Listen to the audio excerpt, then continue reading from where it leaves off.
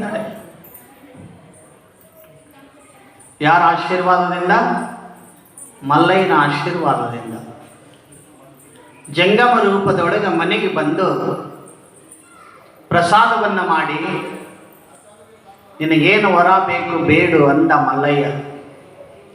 ಹೀಗೆ ಗೌರಮ್ಮ ಏನು ಕೇಳಿದ್ರು? ನನಗೊಂದು ಹೆಣ್ಣು ಮಗು ಕರುಣಿಸು ಅಂತ ಕೇಳಿದ್ರು. ಹೆಣ್ಣು ಮಗುವನ್ನು ಕರುಣಿಸುವ ತಂದಾಗ ಶಿವ ತಥಾಸ್ತು ಎಂದು ವಿಭೂತಿಯನ್ನು ಕೊಟ್ಟ.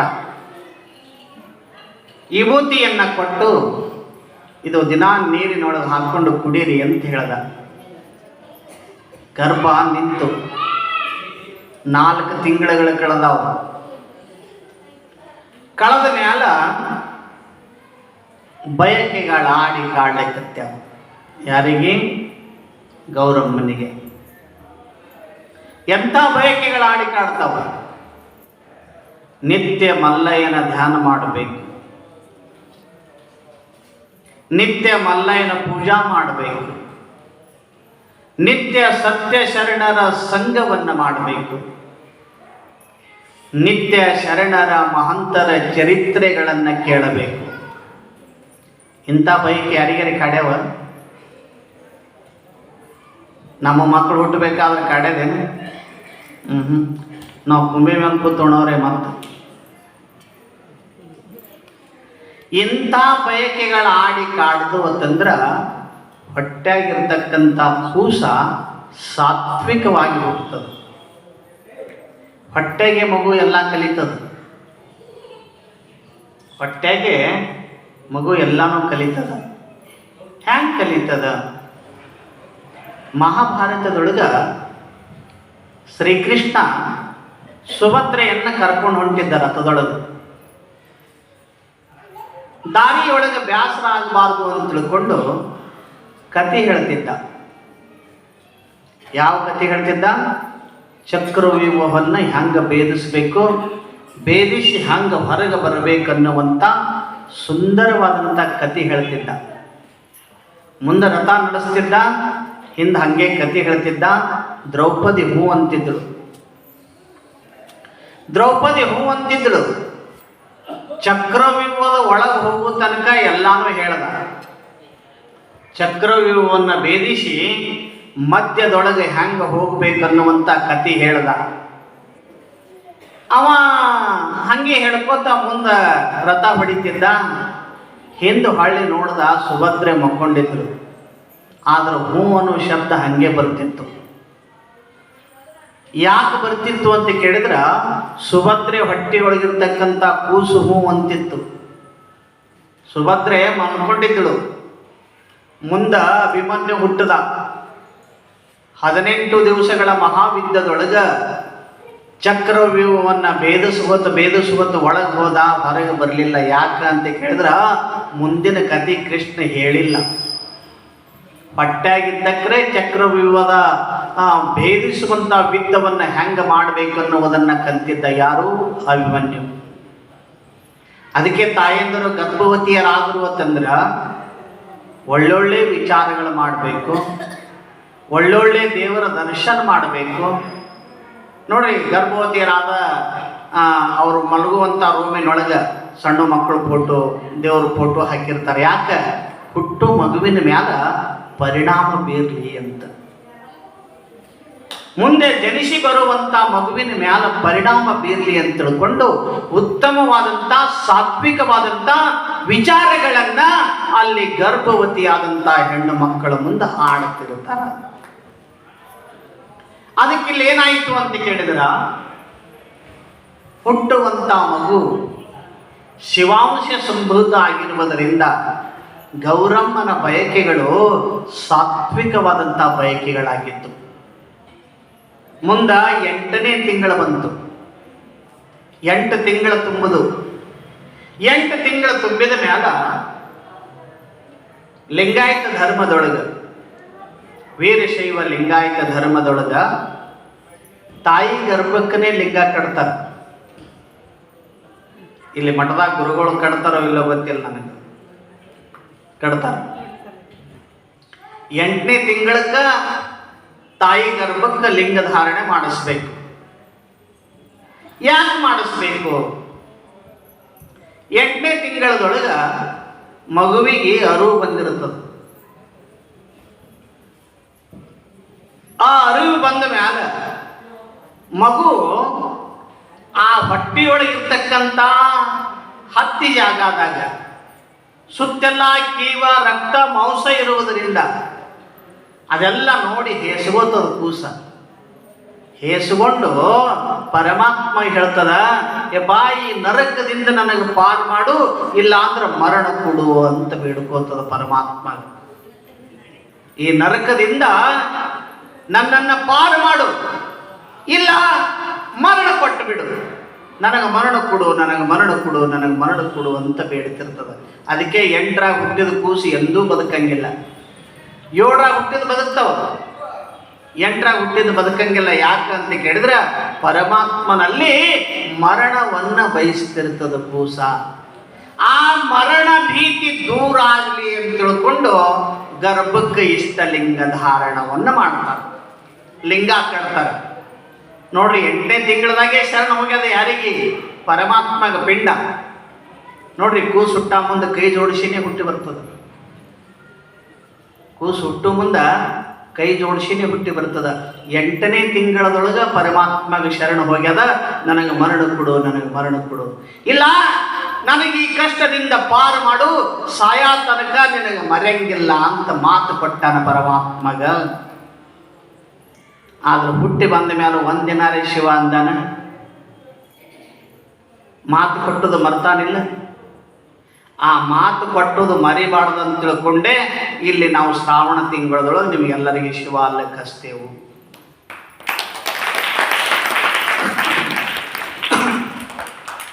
ಮಾತು ಕೊಟ್ಟದು ಮರಿಬಾರ್ದು. ಸಾಮಾನ್ಯರಿಗೆ ಮಾತು ಕೊಟ್ಟಿಲ್ಲ ನಾವು, ಜಗದೊಡೆಯನಾದಂಥ ಪರಮಾತ್ಮಗೆ ಮಾತು ಕೊಟ್ಟಿದ್ದೆವು. ಹೊರಗೆ ಬಂದೆವು ಅಂದ್ರೆ ನಿನ್ನನ್ನು ಮರೆಯುವುದಿಲ್ಲ. ಹುಟ್ಟದ ಕೂಡಲೇ ಕೂಸು ಅಳ್ತದ. ಹೆಂಗೆ ಅಳ್ತದ? ಟ್ಯಾ ಟ್ಯಾ ಅಂತಿರ್ತದ ಅಂತ ಹೇಳ್ತೀರಿ ನೀವು. ಟ್ಯಾನ್ ಅನ್ನೋದು ನಾ ಅಂತಿರ್ತದ. ನಾ ನಾ ನಾ ನಾ ನಾ ನಾ ನಾ ಅನ್ಕೋತೆ ಹುಡ್ತಾನ, ನಾ ಅನ್ಕೋತೆ ಒಂದಿನ ಸತ್ತು ಹೋಗಿ ಬಿಡ್ತಾನ. ಏನೂ ಇಲ್ಲ ಅವನ ಕೈಯಾಗ. ಏನಾರ ಯಾವ್ದ ಏನೂ ಇಲ್ಲ. ಹುಟ್ಟಾಕ ನೋಡ್ರಿ ಮುಡಿಗೆ ಕಟ್ಟಿ ಹುಟ್ಟಿ ಬರ್ತದ ಕೂಸ. ಹುಟ್ಟದ ಕೂಡಲೇ ಮುಡಿಗೆ ಕಟ್ಟಿ ಹುಟ್ಟಿ ಬರ್ತಾನ. ಯಾಕ? ಇಡೀ ಜಗತ್ತೇ ನನ್ನ ಕೈಯಾಗ ಹಿಡಿದು ಆಳ್ತೇನೋ ಅಂತ ವಿಚಾರ ಮಾಡ್ತಾನ.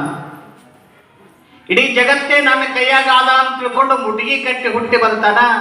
ಸಾಯ ಮುಂದೆ ನೋಡ್ರಿ 2 ಕೈ ಅಗದ ಮಾಡಿ ಸಾಯ್ತಾನ. ಮುಡಿಗೆ ಕಟ್ಟಿ ಸಾಯಲ್ಲ, ಸತ್ತ ಮ್ಯಾಲೆ 2 ಕೈ ಆಗಲಿರ್ತಾವ. ಯಾಕ? ನನ್ನ ಕೈಯಾಗ ಏನೂ ಇಲ್ಲ, ನಾ ಖಾಲೆ ಬಂದಿದ, ಖಾಲೇನೆ ಹೊಟ್ಟಿದ. एक जमाना ऐसा था सारे जान के मालिके जब दुनिया से निकले दोनों हाथ खाली थे. ಈ ಜಗತ್ತನ್ನ ಆಳುವಂತ ದೊರೆ ಬ್ಯಾರೇನೇ ಅದಾನ. ಅವ ಹೆಂಗ ಆಳ್ತಾನ, ಅವ ಹೆಂಗ ಆಡಿಸ್ತಾನ, ಹಂಗ ನಾವು ಇಲ್ಲಿ ಆಡಿ ಹೋಗ್ಬೇಕಾಗ್ಯದ. ನಮ್ಮ ಕೈಯಾಗ ಏನೂ ಇಲ್ಲ. ಸುಮ್ಮನೆ ನಾವು ಮಾತಾಡ್ತಿದ್ದೇವೆ, ಎಲ್ಲ ನನ್ನ ಕೈಯಾಗೆ ಅದ್ರಿ. ಈಗ ನಾ ಇರ್ಲಿಲ್ಲ ಅಂದ್ರೆ ನಡಕ್ಕಿಲ್ಲ. ನನ್ನ ಕೈಯಾಗಿದೆ, ನನ್ನ ಕೈಯಾಗಿದೆ. ನಿನ್ನ ಕೈಯಾಗ ಏನೂ ಇಲ್ಲ. ನೀ ಮನೆಗೆ ಹೋಗ್ತಿ ಅನ್ನೋದು ಭರವಸೆ ಇಲ್ಲ ನಿನ್ನ ಕೈಯಾಗ. ಇಲ್ಲಿದು ಮನೆಗೆ ಹೋಗ್ತಿ ಇಲ್ಲ ಅನ್ನೋದು ಭರವಸೆ ಇಲ್ಲ. ಯಾಕ? ನೀರ ಮ್ಯಾಗಿನ ಗುರುಳಿ ನಿಜವಲ್ಲೋ ಹರಿಯೇ. ಈ ಜೀವನ ಹೆಂಗದ ಅಂತ ಕೇಳಿದ್ರ ನೀರ ಮ್ಯಾಗಿನ ಗುಳ್ಳಿದ್ದಂಗದ. ಯಾವಾಗ ಹೊಡಿತದೋ ಗೊತ್ತಿಲ್ಲ,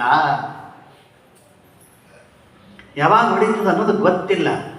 ಸುಮ್ಮನೆ ನನ್ನ ಕೈಯಾಗ ಆದಂತೆವು, ನನ್ನ ಕೈಯಾಗ ಆದ ಆದ ಆದ ಅನ್ಕೋತ ಬದುಕಿ ಸಾಯ ಮುಂದೆ 2 ಕೈಯ ಅಗಲು ಮಾಡಿ ಸತ್ತು ಬಿಡ್ತೇವು.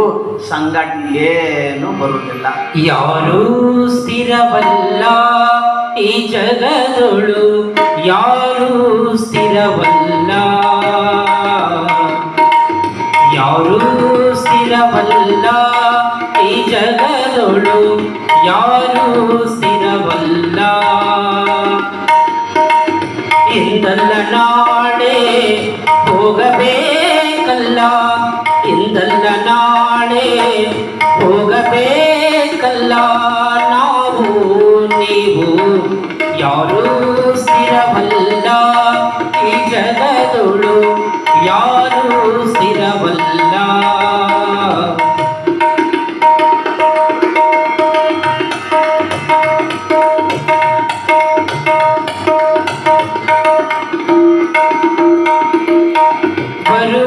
ಬಂದೆವು ಬರಿಗೈಲಿ, ಹೋಗಾಗ ಇರುವೈಯೋದಿಲ್ಲ ಎಲ್ಲ ಎಲ್ಲಿ.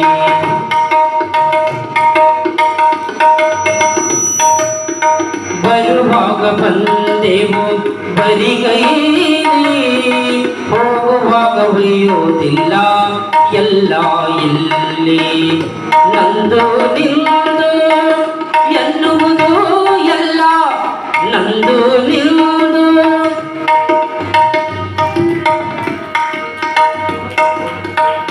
ನಂದು ನಿಂದು ಎನ್ನುವುದು ಎಲ್ಲ ನಂದು ನಿಂದು ಎನ್ನುವುದು ಎಲ್ಲ, ಇಲ್ಲೇ ಉಳಿಯುವುದು ನೀ ಮಾಡಿದೆಲ್ಲ, ಇಲ್ಲೇ ಉಳಿಯುವುದು ನೀ ಮಾಡಿದೆಲ್ಲ.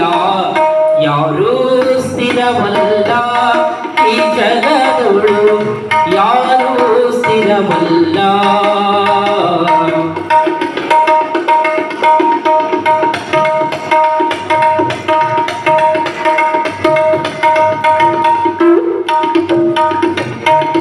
ಮರುದಿನದ ಈ ಸಂತಿಯಲ್ಲಿ ಅರಿತು ಬಾಳು ನೀ ನಿತ್ಯದಲ್ಲಿ.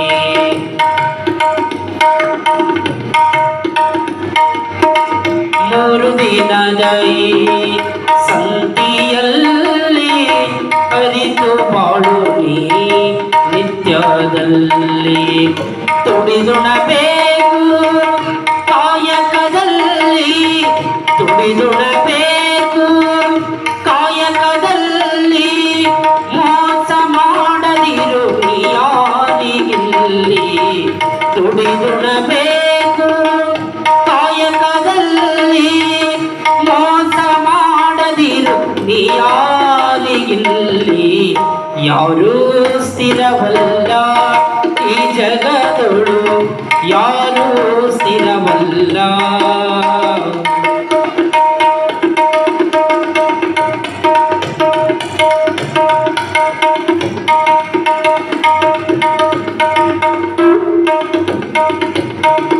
ಆಸೆ ಅಸೂಹೆ ಅಳಿಸು ಮನದಲ್ಲಿ, ಪುಣ್ಯವ ಗಳಿಸು ಜೀವನದಲ್ಲಿ.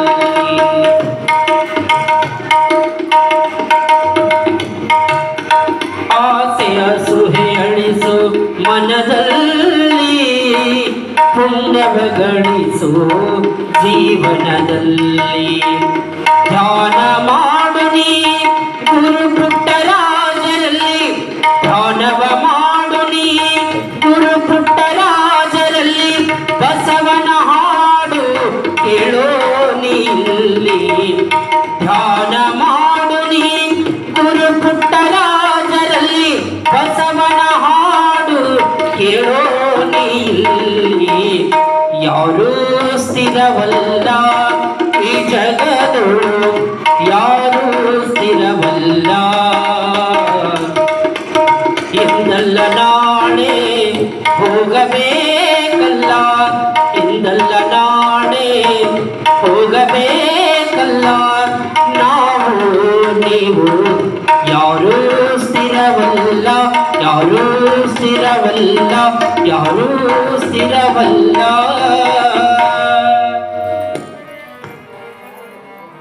ಯಾರೂ ಸ್ಥಿರ ಅಲ್ಲ ಇಲ್ಲಿ. ಇರೋ ತನಕ ಮೋಕ್ಷದ ದಾರಿಯನ್ನು ಕಾಣಬೇಕಾಗ್ಯದ.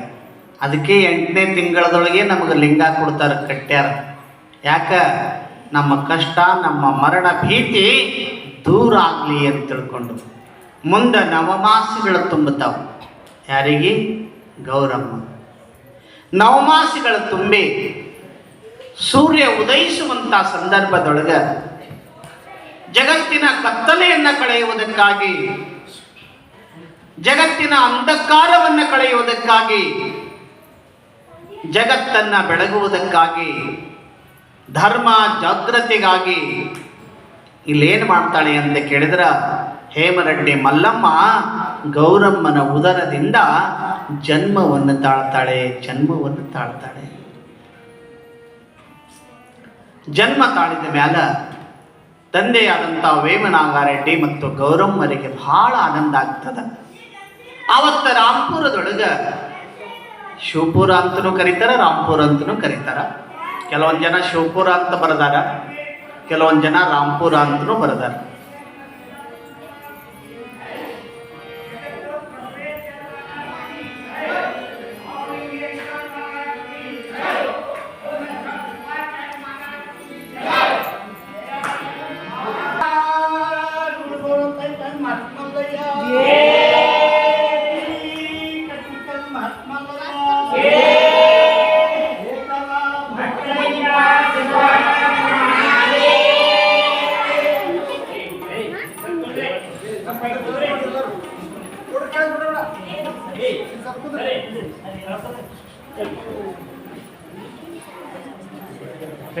ಕೊಡ್ರಿ, ತಳ ಕೊಡ್ರಿ.